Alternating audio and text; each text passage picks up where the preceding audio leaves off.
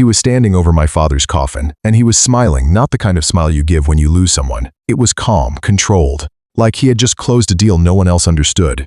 And while everyone else in the room was crying, my brother Ethan didn't even blink.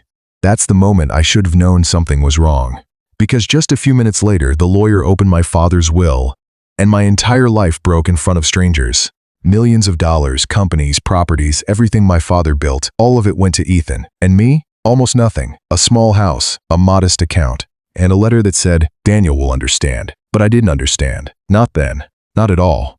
But before we start today's story, please subscribe to the channel and like this video. My name is Daniel Carter. I'm 27 years old. My father, Richard Carter, was the kind of man people respected without asking questions. He built wealth quietly, powerfully, and always carefully. My brother Ethan, 30, was the opposite. Loud, confident, always chasing influence, always talking like he was already important. And me? I was the one who stayed. When my father got sick, I moved back into his house. I handled his medications, his appointments, his sleepless nights. Ethan visited sometimes, but he never stayed long. So when the will was announced, I honestly believed something would be fair. I was wrong. I still remember sitting in that lawyer's office, the smell of polished wood, the ticking clock that felt louder with every sentence. Company shares to Ethan Carter, my stomach tightened. Real estate holdings to Ethan Carter, my hands started going cold. Investment accounts to Ethan Carter. I looked at the lawyer, thinking maybe he was mistaken, but he wasn't even looking at me. He just kept reading, like I wasn't part of the room. Ethan leaned back in his chair, completely relaxed, like he had already heard this before, like it was all expected. Then finally, the lawyer cleared his throat and read my part. A small property outside the city, a limited savings account, and a letter. That was it. No explanation, no apology, nothing.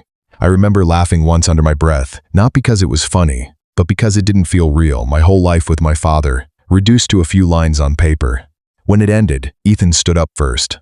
He adjusted his jacket and looked at me for the first time that day. Not with guilt, not with sadness, with certainty. "Dad always knew who could handle pressure," he said quietly. Then he walked out. Just like that, no hesitation, no emotion, and that was worse than the will itself, because in that moment, I felt like I had lost something I didn't even understand yet. That night, I didn't go home. I couldn't. Instead, I went to my father's old house. The place felt different without him, empty in a way that wasn't just physical. Every step I took echoed like I wasn't supposed to be there. I ended up in his study. His desk was still untouched, papers neatly stacked, a pen still lying where he left it. I sat in his chair without thinking, and that's when I noticed it. A slight gap behind the bottom drawer, like something had been moved but not properly closed. I pulled at it. The panel came loose. Behind it was a black folder. No label, no name, just hidden. My heartbeat slowed. I opened it. Inside were documents I didn't understand at first. Foreign accounts, coded transactions, company structures spread across countries I had never even visited. And then I saw names, not just business partners, people, some crossed out, some highlighted. And at the bottom of the folder in my father's handwriting, a single line: "If Ethan receives everything, Daniel stays safe." I froze. My mouth went dry. Safe? From what?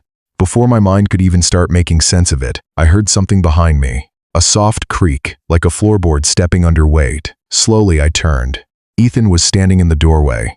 And he wasn't alone anymore. His expression was different now. Gone was the calm confidence from the lawyer's office. His jaw was tight, his eyes alert. In his hand was a small metal key.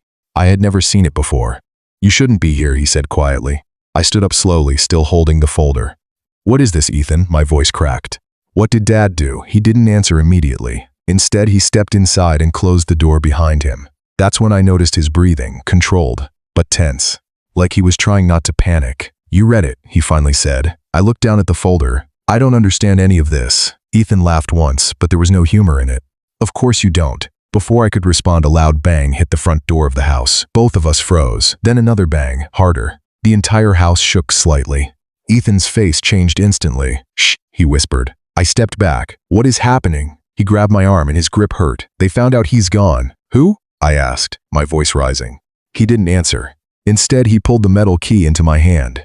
"Listen to me carefully," he said fast. "If I don't make it out tonight, you go to the vault, you open it. And you do not trust anyone who knows about this." My heart started pounding violently. "What? Vault?" "Ethan, stop. What are you talking about?" Another bang hit the door, closer this time. Wood cracking. Ethan turned toward it, then looked back at me one last time, and for the first time in my life, I saw fear in my brother's eyes. Real fear. "Run, Daniel," he said. Then he moved toward the hallway. The door exploded open behind him, and I ran straight toward the study wall safe, while footsteps entered the house behind me. And that's when I realized my father didn't divide his inheritance, he divided a secret, and I had just stepped into the wrong half of it. The door exploded open behind Ethan. I didn't see what happened next clearly. All I remember is the sound, wood cracking, a heavy impact, Ethan shouting something I couldn't understand, and then I ran. My feet hit the floor like they weren't mine anymore. My whole body was shaking as I sprinted back into the study, the metal key still burning in my hand. Behind me, the house filled with chaos. Footsteps, voices, a sharp command I couldn't hear properly. Someone was inside. Someone had come for us. I slammed the study door shut and locked it, breathing so hard I thought my chest would break. Think, Daniel. Think. My father's study suddenly didn't feel safe anymore. It felt like a trap. I turned to the wall safe. The key Ethan gave me, I didn't even understand what it was for. My hands were shaking as I tried to steady myself. The safe had a code panel, old, mechanical, the kind my father used when he didn't trust digital systems. I tried the first code I remembered from childhood, his birthday. Nothing. A loud bang echoed from the hallway. I jumped. Come on, I whispered. I tried again. My father's anniversary. Wrong. Another bang. Closer this time. The house was being searched. I closed my eyes, forcing myself to remember something, anything, and then it hit me. One night, years ago, I saw my father open this safe. He wasn't alone. He was drunk, stressed, and he said something I never forgot. Only the truth opens what money built. At the time, I thought it was nonsense. Now it was all I had. I typed in something random, almost instinctively. The word I had seen in the folder, sake, the safe. Unlocked. My breath stopped. Inside was money, not gold, not documents of wealth. It was a single thick envelope and a small recorder, a voice recorder. My hands trembled as I picked it up. From outside the room, I heard footsteps moving closer. Slow, deliberate. Someone was coming. I stuffed everything into my jacket and backed away from the safe just as the door handle twisted, locked. It held. For now, I didn't wait. I ran out through the back door of the study into the cold garden. The night air hit me like ice. Behind me, the house lights flickered. Shadows moved inside the windows. I didn't stop running until I reached the old storage shed at the edge of the property. Only then did I collapse against the wall, gasping for air. My hands were still shaking as I pulled out the recorder. For a long moment, I just stared at it. Then I pressed play. At first, there was silence. Then my father's voice filled my ears, weak, tired, different from how I remembered him. If you are hearing this, then I'm already gone. My throat tightened instantly. I made a mistake, the voice continued. A mistake that cost more than money. It cost safety. It cost lives I can't take back. I froze. Lives? The recording continued. The empire I built, it was never just business. It was protection, agreements, deals with people who don't forgive betrayal. My stomach turned, and now they will come for what I left behind. A pause, then the words that broke me. Ethan is not in control. He is the shield. I stopped breathing. What? I whispered. My father's voice continued. And Daniel, you are the key they never expected. My head snapped up. The wind outside suddenly felt louder. Every sound around me sharpened. The recording went on. If Ethan receives everything, they will track him, not you. That is why I structured it that way. He carries the target. You carry nothing, and that is your protection. My mind was spinning. So I wasn't excluded because I was unwanted. I was excluded because I was supposed to be invisible. Then came the final part of the recording. But if both of you know the truth at the same time, then neither of you are safe. A loud crash suddenly echoed from far away toward the house. I froze.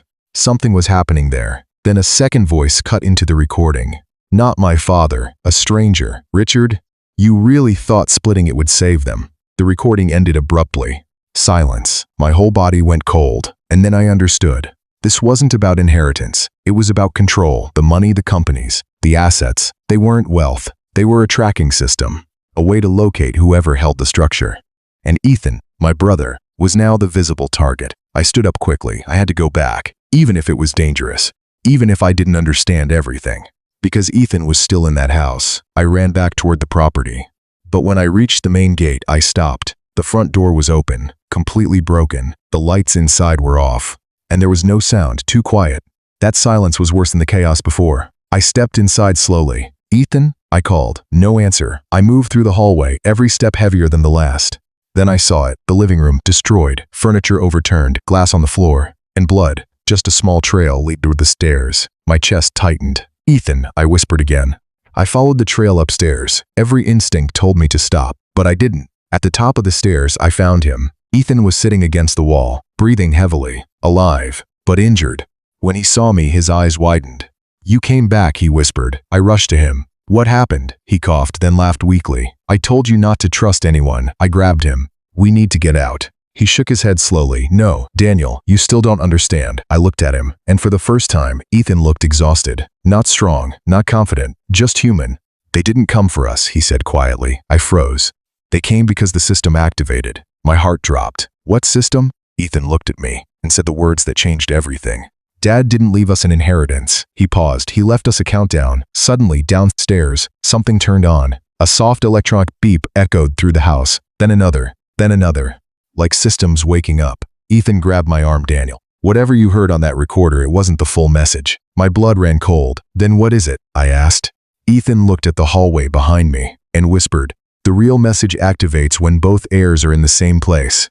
A deep mechanical sound echoed through the house, like something unlocking. And then, from the basement, a voice system turned on automatically.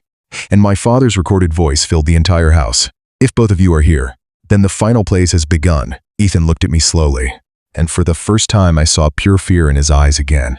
"Daniel," he whispered, "we need to leave, now." But it was too late. The house doors locked themselves, one by one, and the countdown began. Beep, beep, beep. And that's when I realized my father didn't leave us an inheritance. He left us inside a locked system, and only one of us was meant to walk out alive. If you enjoyed this story, don't forget to subscribe and like the video for more.